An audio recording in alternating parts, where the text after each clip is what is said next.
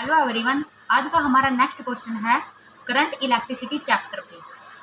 इसके अंदर क्या होता है, इसमें करंट की वैल्यू फाइंड आउट करते हैं किसी भी इलेक्ट्रिकल सर्किट के अंदर। जैसे कि आज हमारा नया क्वेश्चन है एक, using Kirchhoff rule find expression for the current I1 I2 I3 in the circuit arrangement.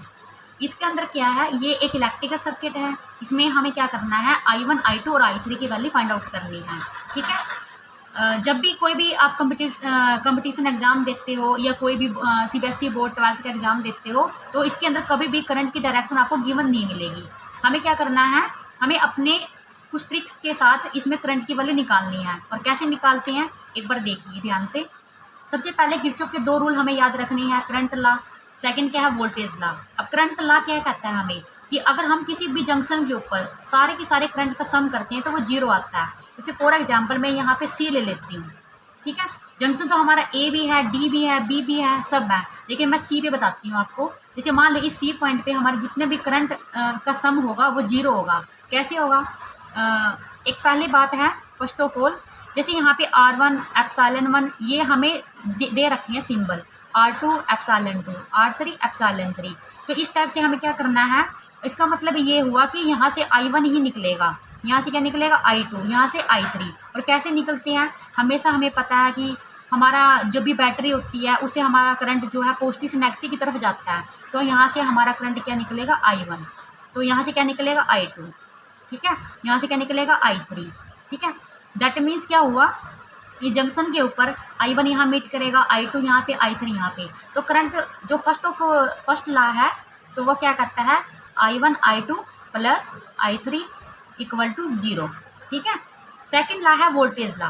Voltage law क्या कहता है आपको, जैसे ये क्या था, summation of I equal to 0। Second law क्या था हमारा, voltage law, summation of EMF, या फिर हम कह सकते हैं summation of V into I equal to 0।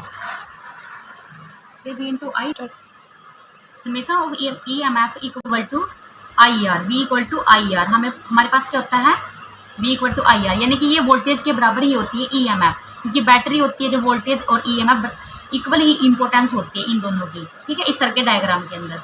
अब EMF के अंदर एक ट्रिक होती है जो आपको बहुत ही अच्छी से ध्यान रखनी है, इससे कभी भी आपको कोई भी क्वेश्चन गलत नहीं होगा। कैसे, जब भी मान लो ये बैटरी है पॉजिटिव और नेगेटिव, अगर मैं लूप इस टाइप से ले रही हूँ तो EMF की वैल्यू हमेशा क्या होगी, जैसे मेरा लूप ये है पॉजिटिव फिर नेगेटिव, मेरी शुरुआत में क्या देखा, पॉजिटिव टर्मिनल फिर नेगेटिव, हमेशा यहाँ पे EMF की वैल्यू नेगेटिव लेनी है। इसके अपोजिट जैसे हमारे पास इस टाइप से है पॉजिटिव और नेगेटिव, अगर मैं लूप इस टाइप से लगा रही हूँ नेगेटिव टू पॉजिटिव जाऊँगी, लेकिन हमारे पास EMF की वैल्यू क्या लेनी है, प्लस एप्सिलॉन। ठीक है, तो ये रूल है, बहुत इंपॉर्टेंट है। इसे कभी भी सर्किट डायग्राम आपका, कोई भी सर्किट डायग्राम कभी भी आपकी कोई भी गलती नहीं होगी, ईजिली आप I1 I2 I3 की वैल्यू फाइंड आउट कर सकते हो।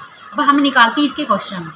ठीक है, कैसे, I1 plus I2 plus I3 equal to 0। हमने फर्स्ट लॉ लगाया, इसको इक्वेशन नंबर 1 लिख देते हैं, इस जंक्शन के ऊपर लगा दे या इसके ऊपर किसके ऊपर भी लगा सकते हो। दूसरी इक्वेशन, लूप कैसे लगाएंगे, अब मान लो मैंने लूप ऐसे चला दिया, इसके अंदर भी ऐसे, आप कैसे भी कर सकते हो, नो प्रॉब्लम, ऐसे भी कर सकते हो। ठीक है, आपकी मर्जी है। तो हम लूप लगा लेते हैं ABCDA। ठीक है, कैसे चलेंगे अब यहाँ पे, अब देखो ये हमारा यहाँ पे I2 निकल रहा है, इसका मतलब पॉजिटिव से लेकर नेगेटिव टर्मिनल की तरफ वापस आएगा, तो यहाँ पे भी I2। ये देखो I1 ऐसे जा रहा है तो यहाँ पे भी I1, इसको लिख लेते हैं थोड़ा सा ताकि ईजिली हम इसकी वैल्यू निकाल सकते हैं। अब देखो यहाँ पे लूप लगाए हमने, इस टर्मिनल से स्टार्ट किया D से, ऐसे चलेंगे हम। अब यहाँ पे देखो ये हमारी I2 की डायरेक्शन है, इसका मतलब हमारा लूप भी इसी डायरेक्शन में है, तो हमें लेंगे पॉजिटिव वैल्यू, यानी कि वोल्टेज लॉ लगाएंगे, V इक्वल टू IR। ठीक है, हमारे पास करंट है I2 3 ओम प्लस, ये देखो नेगेटिव टू पॉजिटिव है, यानी कि हमारे पास EMF की वैल्यू क्या लेनी है हमें, प्लस एप्सिलॉन, यानी कि plus epsilon that means 1 volt. Next चलेंगे, ये I1 ये क्या है, एप्सिलॉन 1 2 वोल्ट है, ये पॉजिटिव टू नेगेटिव, अब क्या लेंगे यहाँ पे नेगेटिव यानी कि 2 वोल्ट।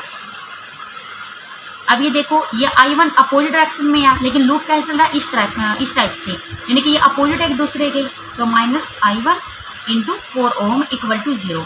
अब इसको थोड़ा सा पुट करते हैं, इसकी वैल्यू भी 3I2 प्लस एप्सिलॉन की वैल्यू कितनी थी यहाँ पे, 1 वोल्ट। ठीक है, माइनस का 2 volt 4 Om I1 equal to 0। 3i2 -4i1, ये -1 वोल्ट हो जाता है, ये इस साइड जाके +1 वोल्ट, ये सेकंड इक्वेशन। अब लूप लगाते हैं हम C D E F इसके ऊपर, ठीक है, इस टाइप से। तो लगाओ इसके ऊपर, यहाँ से स्टार्ट करते हैं, यानी कि I3 × 2 ओहम, ठीक है। ये नेगेटिव टू पॉजिटिव है, दैट मीन्स +4 वोल्ट। अब ऐसे चलेगा, ये करंट है हमारा, लूप इस टाइप से है, तो अपोजिट नेगेटिव आएगा, यानी कि I2 की वैल्यू नेगेटिव आएगी, और यहाँ पे क्या आएगा, पॉजिटिव टू नेगेटिव है, that means -1 volt. -I2 × 3 ohm equal to 0। इसको भी थोड़ा सा रीअरेंज करते हैं, -I2 × 3 ओहम, ये कितना आएगा, 3 वोल्ट, इस साइड जाके माइनस का 3 वोल्ट, ये थर्ड इक्वेशन, ठीक है। अब हम सोल्व करेंगे equation number second and equation number third. करो इसको solve. 3i2 -4i1 equal to 1 volt, ये आएगा 2i3 -3i2 equal to -3 volt, ठीक है। इसको थोड़ा देखते हैं अभी, ये देखो, ये 3i2 है, ये 3i2 है, इसको सम कर दो, सिंपल सम कर दो, ये कट हो रहा है आपस में। ये देखो -4i1 + 2i3 इक्वल टू, ये कितना है, -3 + 1 वोल्ट, दैट मीन्स -2 वोल्ट। 2 से इसको 2 से क्या करेंगे, डिवाइड करेंगे on both side. 2i1 + i3 equal to -1 volt, ठीक है। ये इक्वेशन नंबर होगी 4। अब इसी इक्वेशन में हम क्या करेंगे, i3 की वैल्यू फाइंड आउट कर लेते हैं, -1 वोल्ट + 2i1, ठीक है। ये i3 की वैल्यू आ जाती है। Put in equation number first, जो हमारी i1 + i2 + i3 equal to 0, इसके अंदर पुट कर देते हैं। i1 + i2 -1 volt + 2i1 equal to 0, ठीक है। ये आ गया 3i1 + i2, ये उस साइड जाके 1 वोल्ट हो जाता है, ठीक है। ये इक्वेशन नंबर हमारी 5th आ गई। अब हम सोल्व करेंगे 2 इक्वेशन को, जिसके अंदर हमारे पास i1 और i2 है। अब इसमें देखेंगे हम i1 और i2 किस इक्वेशन के अंदर है, ये वो सेकंड इक्वेशन के अंदर। ये देखो ध्यान से, बहुत ईजिली आपको दिख रहा होगा। 3i2 -4i1 equal to 1 volt, ये हमारी इक्वेशन नंबर सेकंड थी, ठीक है। इक्वेशन नंबर सेकंड है ये वाली, सेकंड। अब हम क्या करेंगे, इन दोनों को सोल्व करेंगे।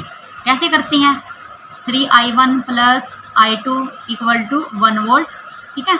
ये बिल्कुल एक जैसे लिख लिए, 4i1 + 3i2 equal to 1 volt, ठीक है। अब देखो, इसको थोड़ा सा हम क्या करेंगे, अरेंज करेंगे। इसको किससे मल्टीप्लाई करेंगे, 4 से, इसको 3 से। 12i1 + 4i2 equal to 4 volt, इसको किससे करेंगे, 3 से। 12i1 + 9i2 equal to 3 volt. अब देखो, ये इजीली कैंसिल आउट हो रहा है, ये कितना आ गया, 13i2 equal to 7 volt, that means i2 की वैल्यू क्या निकल गई, 7/13।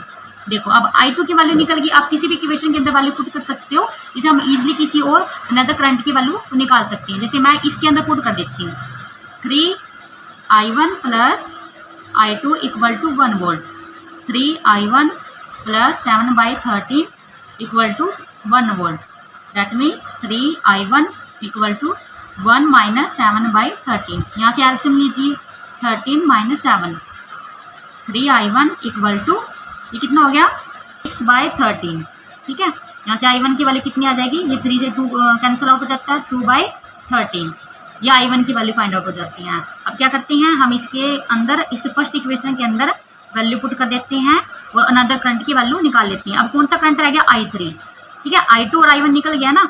अब वैल्यू पुट करो, 2/13 + 7/13 + i3 equal to 0, that means i3 की वैल्यू कितना आएगी, नेगेटिव साइन में आएंगी ना उस साइड जाके। तो हम क्या करते हैं, 30 एलसीएम ले लेते हैं, 2 + 7, यानी कि i3 की वैल्यू कितनी आएगी, -9/13, ठीक है। ये देखो, ये इजीली हमारे तीनों करंट की वैल्यू जो है फाइंड आउट हो गई है। Thank you so much.